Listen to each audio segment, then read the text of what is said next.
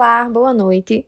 Eu me chamo Raíssa e estou aqui com a minha colega Giovana e junto com a coordenadora e professora da Educação Infantil, Monique Amorim, vamos debater sobre o tema brincar, que é uma temática de extrema importância para professores, pais e alunos, não é mesmo, Giovana? Isso, Raíssa. Sabemos que através dos simples atos de brincar, a criança se desenvolve intelectualmente, socialmente e aprende a conhecer o mundo da sua maneira. E é nesse gancho que a gente gostaria de iniciar dando as boas-vindas à Monique e agradecendo também por ela aceitar o convite e estar aqui dividindo as suas experiências com a gente. Monique, inicialmente a gente gostaria que você se apresentasse e falasse mais um pouco sobre você e toda a sua trajetória dentro da educação. Olá, boa noite. Boa noite, meninas. Muito obrigada pelo convite, Raíssa e Giovana. É um prazer enorme estar com vocês, né? E falar de um assunto tão importante, né? No desenvolvimento de crianças, né? Dos nossos alunos, vocês como futuras educadoras, né?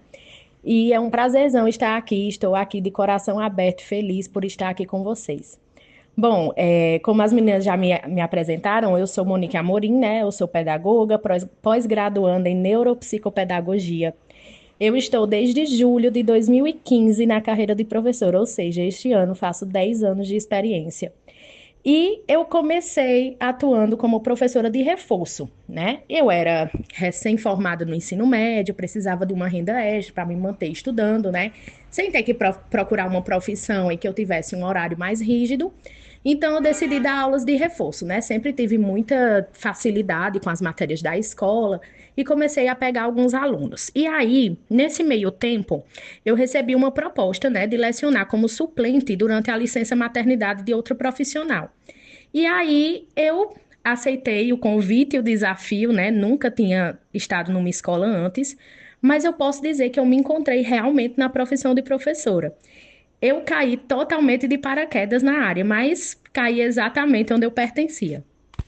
Realmente, não poderia ter alguém melhor para tratar dessa temática com a gente do que a nossa convidada, né? Que está é, dentro dessa vivência.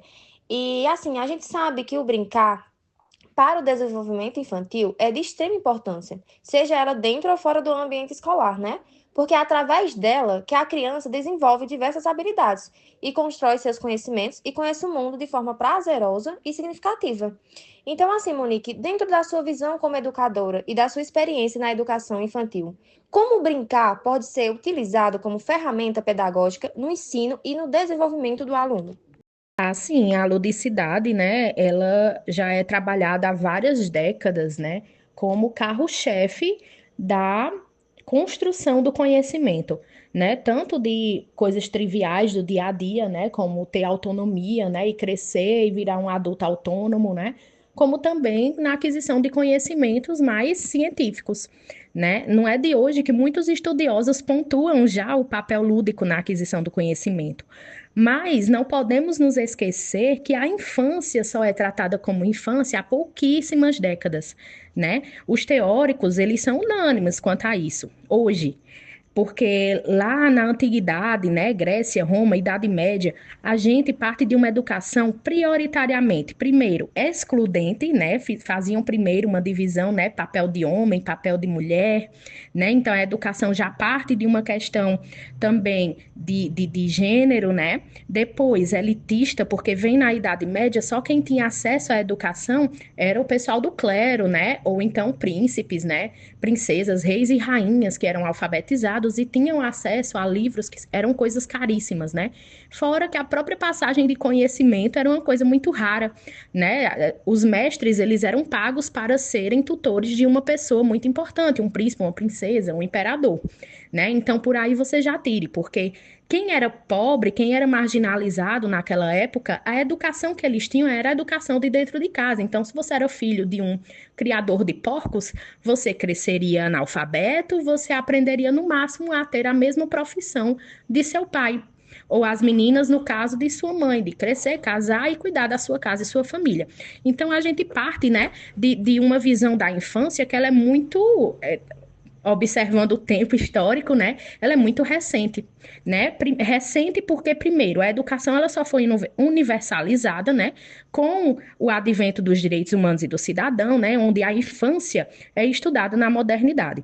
E aí, na modernidade, a gente tem Frederic Froebel, né, que vem com o conceito de jardim de infância, que tira as crianças do fabril, né? Porque as crianças elas trabalhavam, né? As pessoas tinham filhos para ter mais renda, para ter mais gente trabalhando, fora questões de saúde, né? De saúde pública. Mas eles tiram as crianças do trabalho infantil, que era uma coisa normalizada, e colocam na escola para a formação dessas crianças, né? Então a gente parte primeiro disso, que o estudo da infância ele é muito novo, né? E aí, depois de Froebel, nós temos Maria Montessori, por exemplo, que é uma das primeiras que vê no trabalhar o brincar dentro da escola, dentro da objetividade de formar as crianças cognitivamente, né? Que ela vê essa questão de que não tem que ser essa educação formal, toda estruturada, em cada detalhe, não. Deixa a criança livre para desenvolver a autonomia dela, só que você, como professor, você tem que ter um objetivo.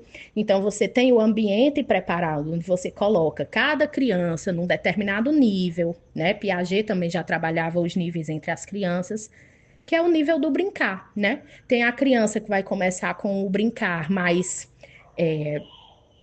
funcional, né? Por exemplo, quando você tem um bebê e você mostra um brinquedinho de dinossauro para ele aquele brinquedo é o dinossauro. Por quê? Porque esse dinossauro, esse objeto é todo o repertório que aquela criança tem, e nisso eu digo repertório cognitivo de conhecimento. No conhecimento dela, o dinossauro é aquele objeto. Ela ignora que existiram dinossauros há milhões de anos atrás e que eles já estão extintos, não existem mais, não podem criar vida, a não ser na imaginação dela. Então, ao longo da vida, através da aquisição das informações, o ser humano ele cria essas novas conexões através dessas novas informações que ele vai adquirindo ao longo da vida, gerando conhecimento sobre aquele determinado assunto, no caso, dinossauros. Isso serve para o bebê, para o adulto, para todo mundo. Mas é a partir desses estudiosos que o brincar ele é trazido para o ambiente escolar, né? Como ferramenta de aquisição de conhecimento. Inclusive, uma ferramenta que vai trazer toda a ludicidade, né? Vai trazer a criança para perto, também vai engajar ela melhor, vai fazer com que ela realmente se interesse por aquele assunto, né?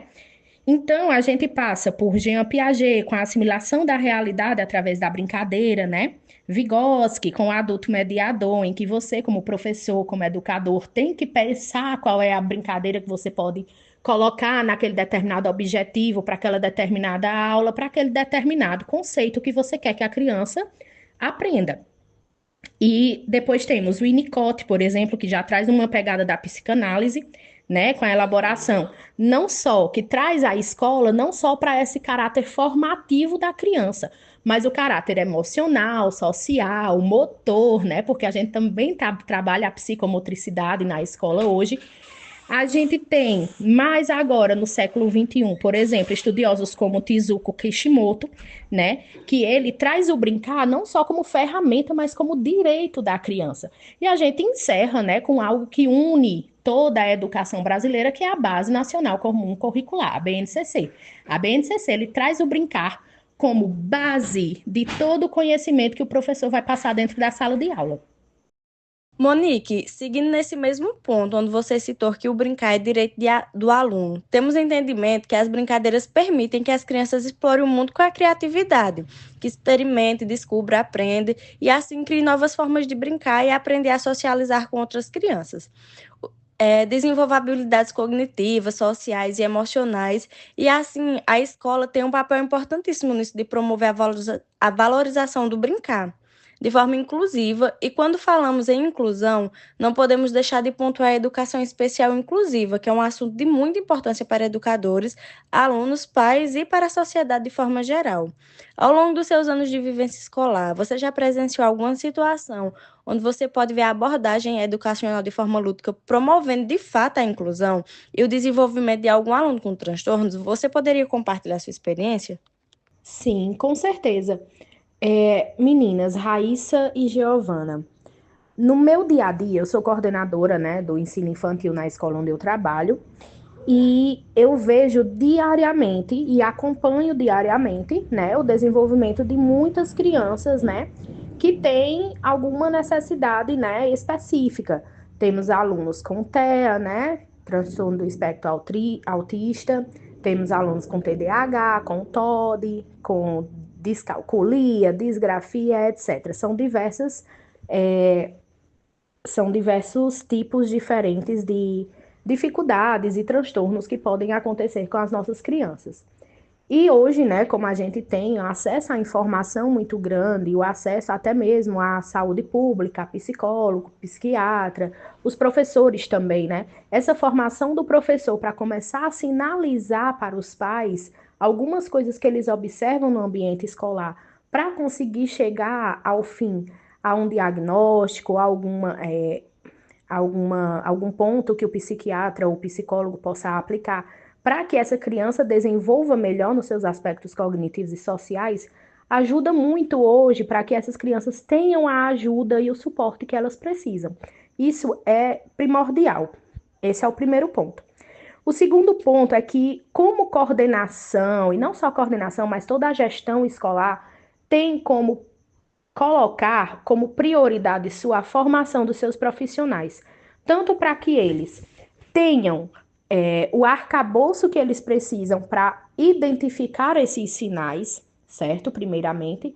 Segundo, saber como atuar para diminuir essas dificuldades através de um bom planejamento de aula, né? Um planejamento que inclua as dificuldades desse aluno ou desses alunos, né? E procurar através de pesquisa, através de algum aconselhamento com a coordenação e a gestão escolar de como fazer o seu planejamento para que esse aluno ele seja trazido para o objetivo daquela aula, né? Hoje a gente sabe, por exemplo, que alunos com TEA, eles têm geralmente hiperfoco em algum específico, né? Em algum assunto específico. Isso pode ser uma porta em que o professor ele consegue se conectar com o seu aluno.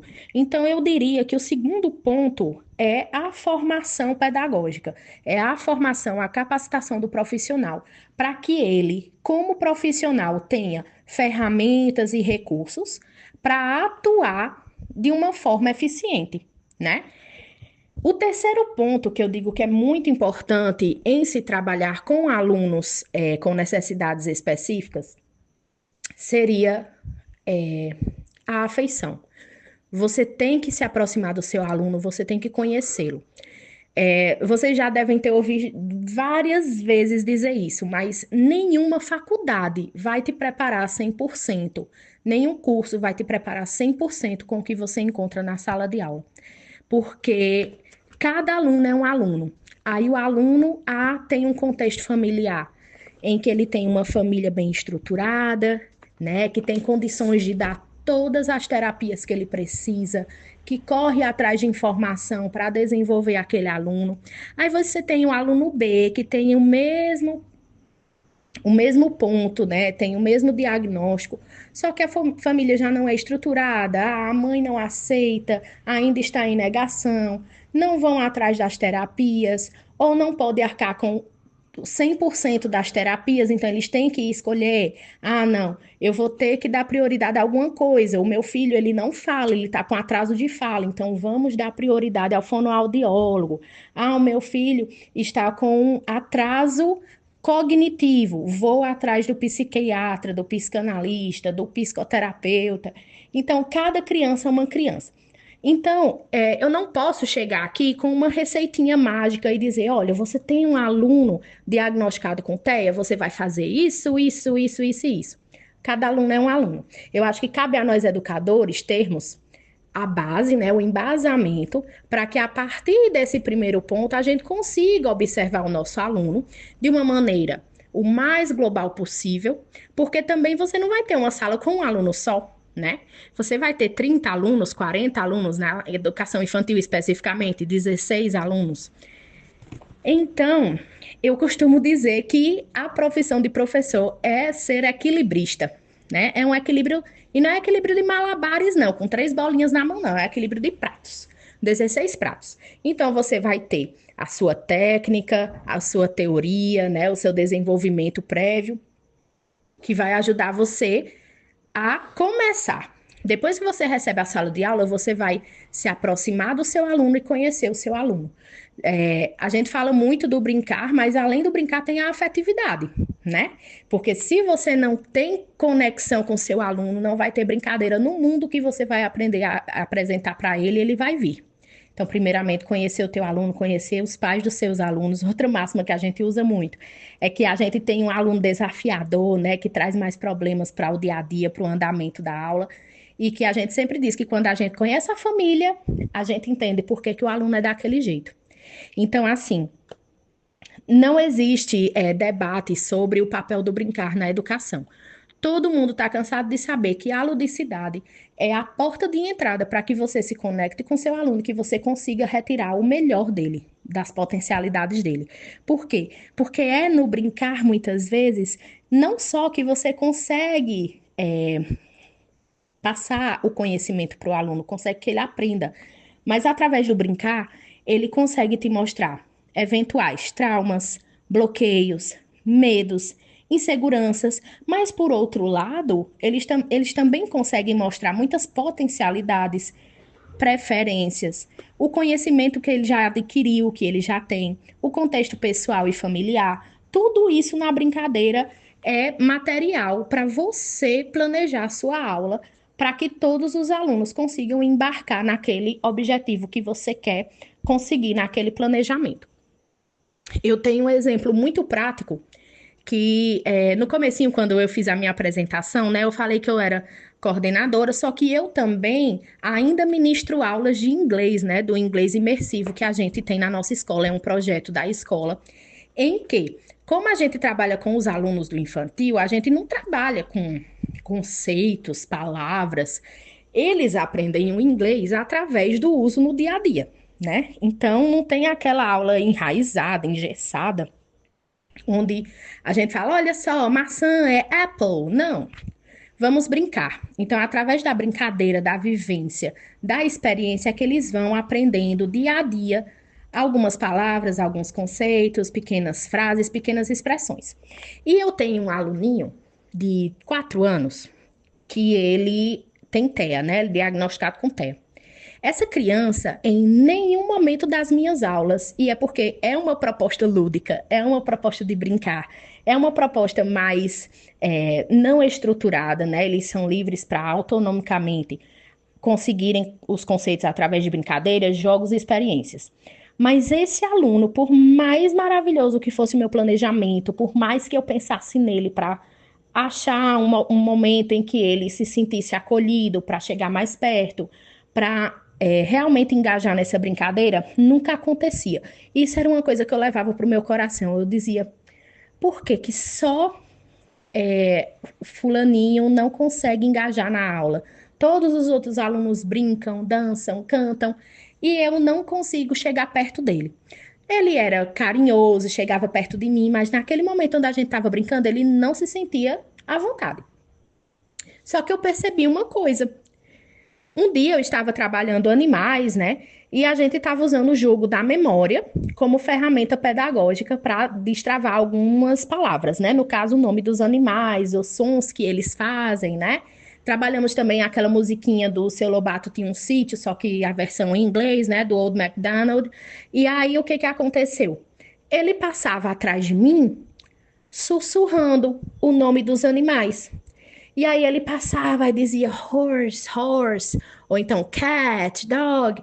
E eu percebia que, por mais que ele não participasse do jeito que eu pretendia, do jeito que eu esperava, ainda assim eu estava conseguindo atingir de alguma forma aquele aluno para que ele desenvolvesse o que eu queria que ele desenvolvesse, mesmo que ele não me mostrasse como eu esperava.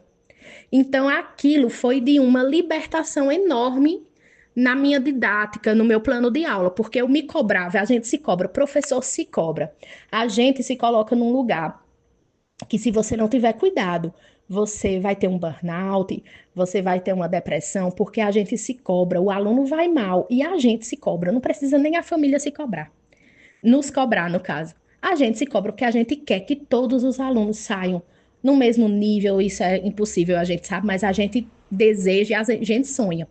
E isso é só um exemplo de como isso vai acontecer. Então, o que que eu digo para vocês, né? Que eu bato muito nessa tecla. É o seu embasamento, a sua técnica, é a sua saúde mental em dia que vai ajudar você a chegar naquele aluno. E também a observação, você tem que estar sempre observando, sempre de olho no que ele prefere, no que ele já conhece, e também lembrar de colocar propostas que atinjam todos os alunos. A tua proposta ela nunca vai atingir todos os alunos igualmente, mas ela tem que atingir todos os alunos em algum nível, porque todos eles têm que desenvolver. Porque vai ter aquele aluno que vai precisar de muito suporte teu, muito. Vai ter aquele aluno que não vai precisar de menos suporte. Vai ter o aluno que não precisa de nada. E tem o aluno que vai precisar de tudo, né? Então, como eu disse, ser professor é ser um equilibrista de pratos. Você tem que estar de olho em todos eles e você tem que estar pronta para dar um gásinho, dar uma ajudinha a cada um que der uma bambeada, né? Não deixando nenhum cair, não deixando nenhum para trás, mas sempre equilibrando onde você precisa caprichar mais de um lado ou do outro. Monique, é muito interessante esse exemplo que você deu do seu aluno, né? No qual você falou que por mais que perfeito fosse o seu plano de aula, ele não desenvolvia. Mas que através de uma atividade lúdica, né, no meio de uma música, você percebeu que sim, ele estava desenvolvendo da forma dele, e ele lhe mostrou isso. Então a gente pode ver que durante uma brincadeira, não somente a criança aprende, né? Mas que o professor, os pais, ou a pessoa que está ali proporcionando esse momento para a criança, aprende junto também, né, que mesmo de forma inconsciente está promovendo para si mesmo o estímulo da criatividade, da atenção, que foi o seu caso, né, e a curiosidade. Então, assim, nessa temática, nesse mesmo ponto, eu queria que você ressaltasse a importância do brincar, né, da abordagem lúdica na educação para a formação e desenvolvimento do professor, e que aspectos positivos essas vivências traz para a vida profissional do educador. Para o professor também é um momento muito prazeroso e de muito aprendizado, como você frisou, né? Como eu disse, esse exemplo que eu acabei de dar para vocês, eu também aprendi com isso, como você disse. Porque a gente espera uma resposta, mas vem outra resposta, mas que ainda assim é positiva. Então, o brincar, principalmente, aí eu englobo bastante a educação infantil, por quê? O aluno da educação infantil, ele vai ter no máximo 6 anos de idade, né? E é através do brincar que ele se comunica com o mundo, inclusive com seu professor, inclusive com a sua matéria, né? Com a sua disciplina. É através da brincadeira que ele percebe, que ele explora, que ele manipula e assim aprende. E para o professor, esse momento do brincar é um momento de observar, é um momento de interagir, é um momento de você focar no objetivo que você colocou, porque o brincar na educação infantil, o brincar nessa questão de tentar fazer o teu aluno aprender através da brincadeira, isso já deixa muito claro que aquela brincadeira, ela não é um momento só de descontração, ela é um momento que tem um objetivo. Esse objetivo, ele pode ser mais analítico, de você entender como funciona o seu aluno, como ele aprende ou como ele não consegue aprender, né? Então, ele pode ser um momento mais analítico, ele pode ser um momento mais lúdico, realmente, só para o aluno, para estimular ele a explorar o ambiente, ou a explorar determinado material, certo? Pode ser uma coisa menos estruturada, né? Que você deixa o aluno à vontade para ele brincar como ele quiser, certo? É um momento do professor se chegar, se aproximar perto do seu aluno, trocar experiências, né? Brincar, dar um gás na afetividade, né, de se aproximar realmente emocionalmente do seu aluno, né? E também é um momento do professor também dar uma relaxada nessa questão, nessa tensão, né? De pensar em metodologias mais formais, né? Então você consegue se liberar um pouco mais e você consegue sair um pouquinho daquele lugar de professor carrancudo, sério e se liberar. e também demonstrar a sua criatividade, né? Para demonstrar também a sua desinibição, se mostrar também, às vezes, um pouco mais desarmado, né? Se mostrar mais vulnerável para o teu aluno. Então, tudo isso te aproxima demais dos teus estudantes, te aproxima demais do professor que você é, que você consegue ser, que você deseja ser, né? Então, tudo isso é muito positivo para edificar a tua carreira como professor, né?